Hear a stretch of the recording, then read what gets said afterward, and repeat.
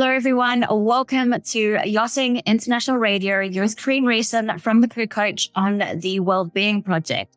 Today, we're talking about leadership, and it's going to be an interesting one because we don't have many men that do our advanced leadership course, and Callum is one of those token males. So he's certainly going to give you insight into why he chose to do this leadership course, but more importantly, what he has gained so far. So welcome, Callum. Lovely to have you here.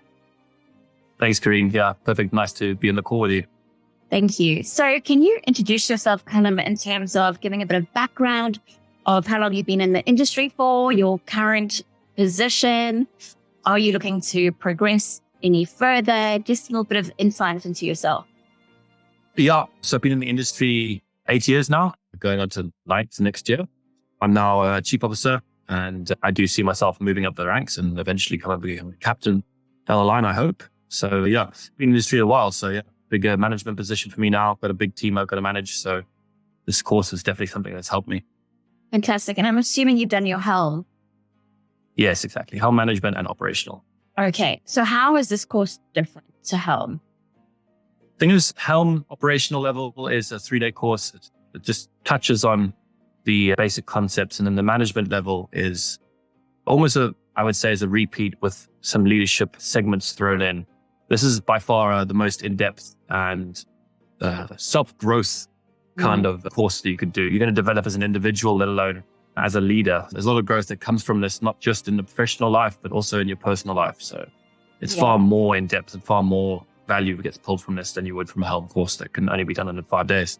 Okay. And I guess with the personal and the professional, what we see is long-lasting change. And I think that's what you want. The feedback that I've had from other head of departments and captains is that they still don't have the confidence to apply the skills. Yes, in courses you get theory, but I think the most important thing is the application of skill.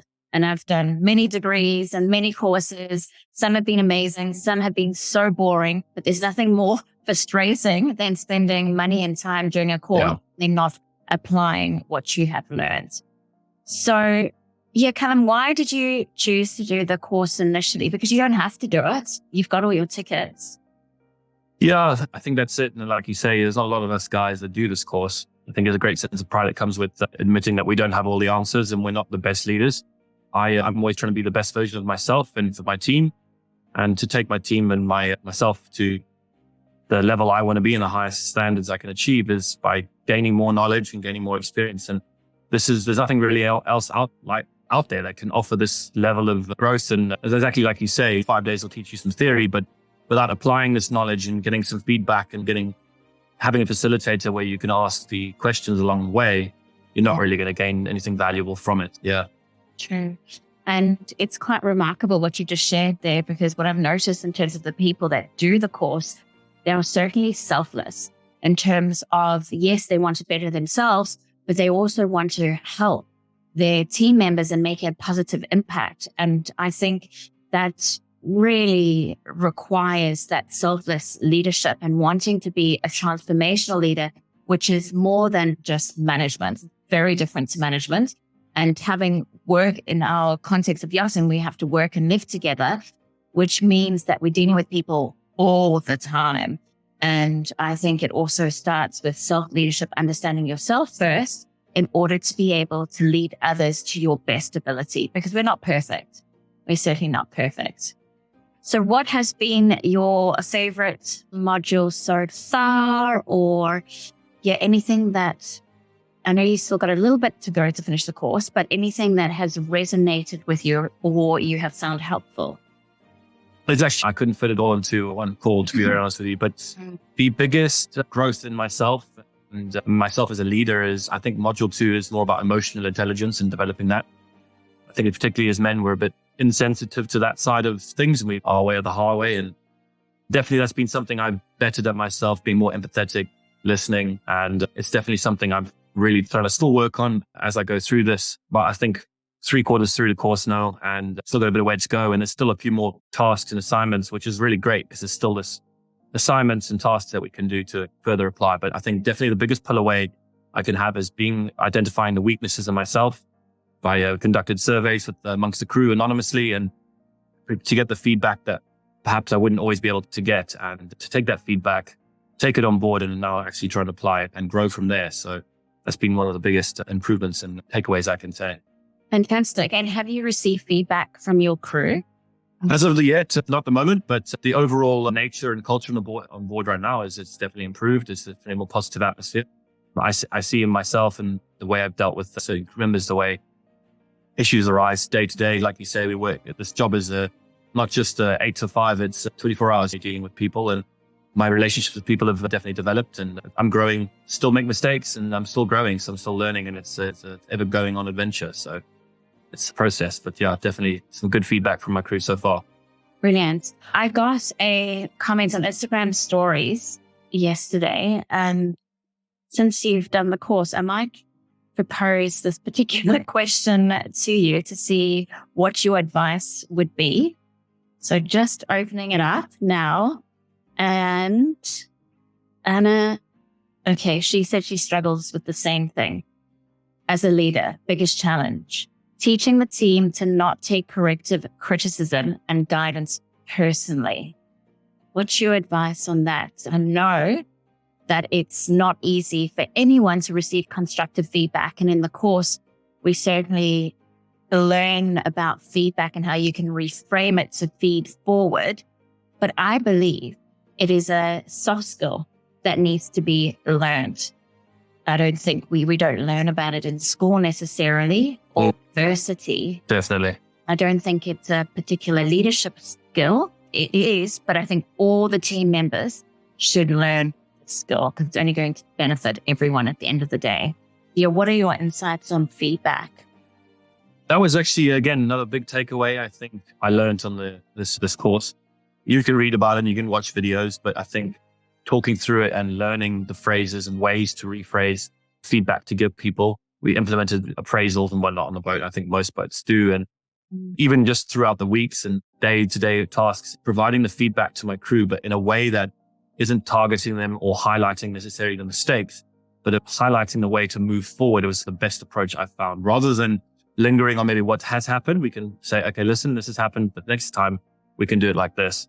And that seems to be the most positive approach I've got. And I've got really good feedback from my crew for that. Definitely rephrasing the way, not trying to point blame, and just try to structure it in a way that's going to be my crew developing and learning from their mistakes and then bettering themselves for the next time. I love that. So it's being conscious of our language in terms of our choice of words. I think that is certainly key. And what I'm hearing from you, it's focusing on the solution, not hanging on to the problem. It's exactly that. And I don't think anybody goes out of their way to make mistakes. And I think as you climb the ladder, you learn the position above you eventually, and you realize maybe when you were in that position, you looked up at the officers and thought, oh, you're sitting in the bridge doing nothing, but they're dealing with other issues, where you now look at the tasks and you can resonate where you were at that point and can come from that angle of a junior or a second in that position. And you can, I suppose, resonate with them and get on their level where you can explain from their perspective that maybe how they perceive the situation, where they can move forward from there. So yeah, definitely a really good way to restructure the feedback and make people grow as well with you, because the better they are at their jobs, the better it is for us as head of departments. Yes, so true. So you've learned how to run workshops, and I know you've got one coming up where you've got to run one with your team. I'm not too sure if this was even on your agenda as a leader to run workshops for your team and develop their soft skills, build rapport and connection. But acquiring this skill, what does it mean to you? And how do you see yourself using this particular skill? I think, like you say, teaching crew also about taking feedback and how to give feedback is a skill that we should all be taught, not just our day-to-day medical and fire drills. I think it should be just as important as that. As you said, we're working in and around people all day, 24/7 in high pressure environments. And that's when we really need it at most. And we haven't got time to practice it during a trip. So these lull periods where we're in now, definitely the time to apply these workshops and let people grow and deliver this knowledge that we've acquired in a way to them that's easily digestible and usable for them. So I'm excited for it. I've always tried to apply different drills and trainings for the crew. And this is definitely something that I think I never would have thought of. And I can see a lot of value in it, and I'm excited. Fantastic. So for those who are sitting on the fence in terms of thinking about a leadership course, and even if we want to see more men doing courses like this, what would be your recommendation or advice? I think there should be no hesitation. There's only benefit to gain from this course. No one has all the answers. And I think we've all worked for some salty old captains and everything in the past. And we need to adapt with the times. And, generations are moving. There's a new generation of yachties coming in. And that's another thing we've got to deal with. And you're dealing with different types of people, different cultures. And we're not equipped with it in our 5-day management courses. It's not going to, unfortunately, equip you with the tools you need, and going to make your work far better as well, because I've now been able to focus more on my workload and be able to apply the quality and standard I expect, because the managerial side of managing the crew, which is probably the majority of it, has eased a bit, because I'm managing to get my team to be self-sufficient, growing by themselves. I'm getting my seconds and bosuns and whatnot to help guide the team and help them manage and help them grow, which in turn gives me the time to do my job properly as well, and let me learn the role above me. So it's only going to help, and it's only going to allow you to achieve greater things. So I see no benefit. I really think I know a lot of guys are always on the fence. I had a few friends ask me as well. Yeah. And I honestly told them, just do it. It's probably the best investment I personally could have made in my yachting career as of yet. Wow. Apart from, modules, we've got to do them, but this is the board that like you said, you don't have to do this, but there's a lot more benefit I've got from this than I would have got from other courses. Fantastic. So I'm so curious to know now, what are the reservations in terms of during the course? Why are they hesitant? To be honest, I'm still not quite sure. Okay.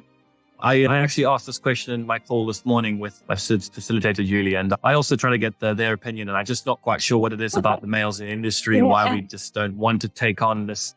I'm not sure if it's a sign of they're worried they're going to be thought of differently, and it's maybe a sense of pride that's within them. Yeah, exactly. I think it takes a bit more courage to just admit that we don't know really what we're doing sometimes. Yeah. And open yourselves up and be a bit more vulnerable and say, what, I'm going to learn and I don't know what I'm doing, and I'm only going to get better. And I think a crew can see that side of me when I'm saying, I don't know what I'm doing sometimes, and I'm trying to get better. That's all I ask. And people... That's exactly that. Do that. And it's funny, we've got a captain that has just signed up for the next intake in October.